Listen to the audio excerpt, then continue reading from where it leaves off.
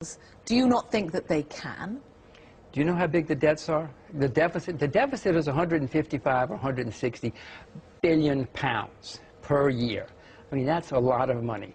They're going to have to do a whole lot of stuff. I hope they do. And they're talking about a whole lot of stuff. I hope they do. Can they do it? I don't think they can. No, if you ask me, it cannot be done, because what will happen is everybody now says, okay, we're going to have some pain and we'll go through it.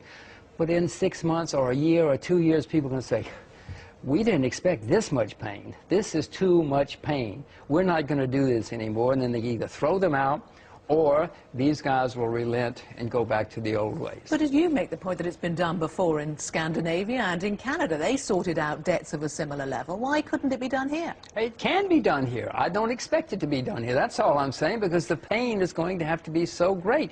The UK is now one of the largest debtor nations in the history of the world.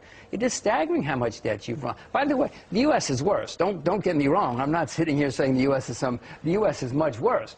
But these countries have made some terrible mistakes. The world is moving. In the 1920s and 30s, the world moved from the UK to the US during a financial crisis. The same thing is happening now. The world is moving from the US to Asia during a financial crisis. I don't like saying this. I'm an American. I love England. I had fabulous times in the UK. But I have to face reality. And that's why in 2007 you moved to Singapore. That's one of the reasons, yes. I have 2 little children born in 2003 and 2008. I want them to grow up knowing Asia and speaking Mandarin. In their lifetimes, I don't think I can give them better skills. And that is because the wealth, the power, is in Asia, in China. Sarah, the largest creditor nations in the world are China, Korea, Japan, Taiwan, Hong Kong, Singapore. Whether we like it or not, that's where the assets are. You know who the largest debtor nations in the world are and where they are. I don't like saying this, but throughout history, you've never seen people say, look at those debtors. Let's go over there with all those debtors. No, people have said, look at all those assets. Look at all that money. Let's go there. And that's what's happening. The United States has survived a phenomenally long period of time on its debt. Well, yes, it was a creditor nation as recently as 1987, and now it's the largest debtor nation in the history of the world. But that's only 23 years. But give it a few more years, you'll see. But there is something else. Here you are, a man brought up in the United States, made your fortune in the United States, and you love the United States? Oh, yes, yes, yes. I'm still an American citizen. I pay American taxes. I vote in the United States. But you have 2 young daughters who you want to bring up in Singapore, and I wonder that you don't have any regrets since you moved there 3 years ago, that you don't occasionally think, I wish they could experience what I experienced as a child. Oh, no, we go to the U.S. quite a lot. We go and visit the family. They know about hot dogs. I mean, they know about the things in the U.S. But maybe I would have been better rounded had I known more than just growing up in a small town in Alabama. But I wonder if your money, in a way, has bought you the freedom to do that.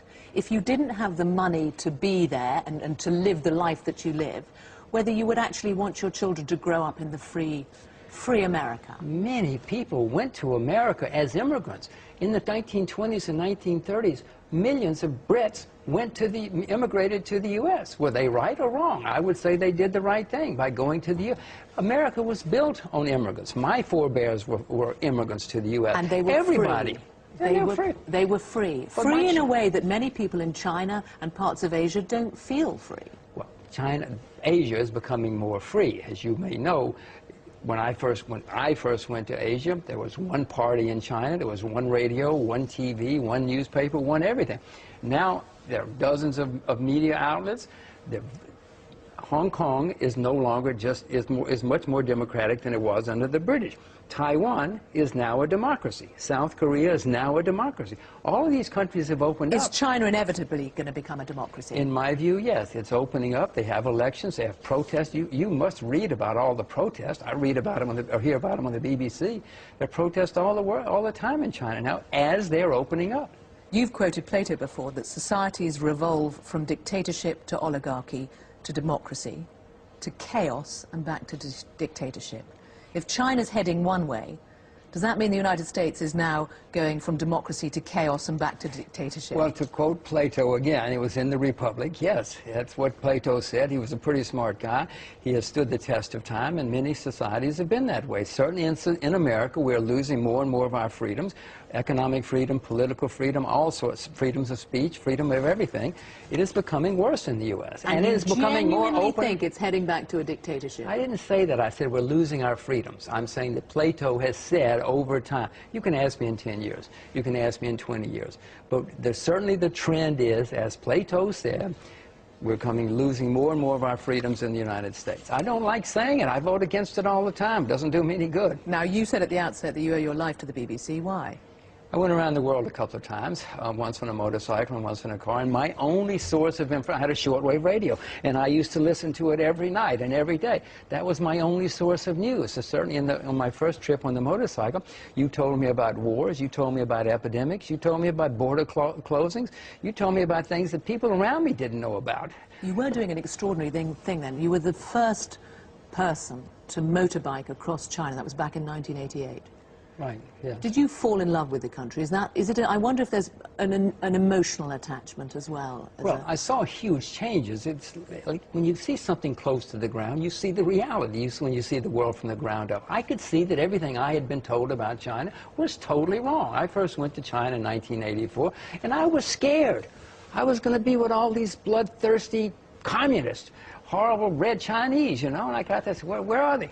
They were ambitious, they loved their kids, they were trying to get ahead, they were working from dawn to dusk. Same thing happened when I went back in '86, and when I drove across the country in 1988, I said, wait a minute, these guys may call themselves communists, but they're extraordinary capitalists, and that has continued to be the case.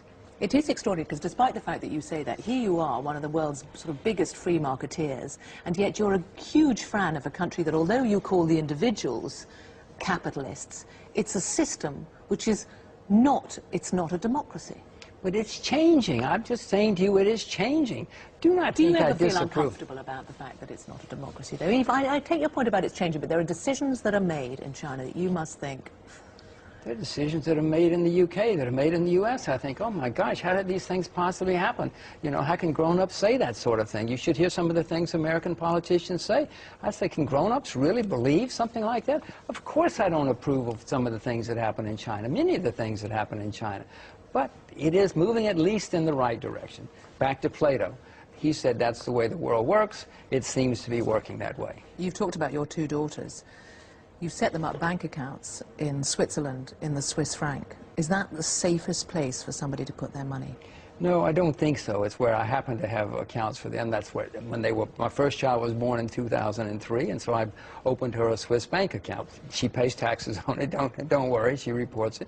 But at that time, it was certainly one of the safest places. But no longer? I don't think so, no. Singapore, Canada, they're places that have sounder currencies and sounder economies now than Switzerland. Even the Swiss franc?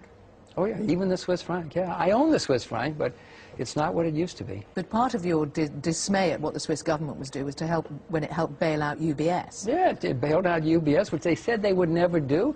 Can you imagine 50 years ago a Swiss government or a Swiss national bank bailing out anybody, much less UBS? They made a profit on their investment in please, UBS. You're bad for my nervous system. That's what they say. They still own a lot of that garbage on their balance sheet, which they haven't liquidated, and if you ask me, they'll never be able to liquidate it.